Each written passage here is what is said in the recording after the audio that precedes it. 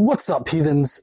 So I got sent this video by Candace Owens, and I really feel like I've got to respond to it. So here we go. The Bible is not referring to the modern state of Israel and Bibi Netanyahu. Okay, yes, Candace, I can see where you're coming at with this, coming from with this. The nation of Israel, regardless of the current government authority that we call Israel, God definitely calls them to do the things that you're talking about. So let's see where you're going with this, because God would definitely be speaking to the group of people known as Israel, or the Jewish people, which would be the nation of Israel. God is not calling upon you to support the slaughter of women and children perpetually, and is going to award you with heaven because kids are crying and starving and dying in the Middle East. Actually, that's exactly what God says. For one thing, there are several verses in the Old Testament that definitely show that allowing other religions or other nations, other people groups to exist around you is not a good thing, unless you're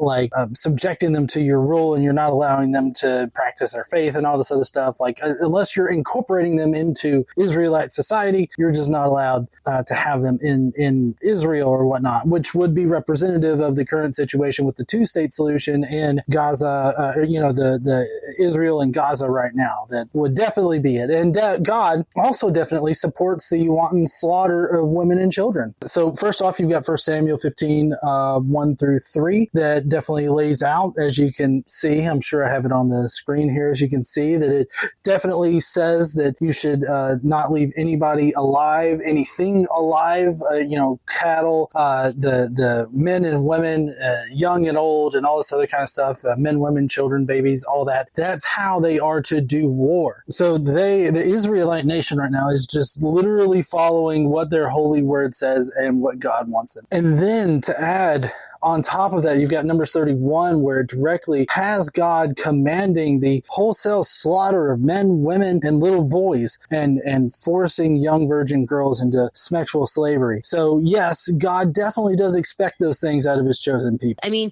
you do have to have, if you don't have religious fervor or religious understanding, please just have a little bit of common sense, okay?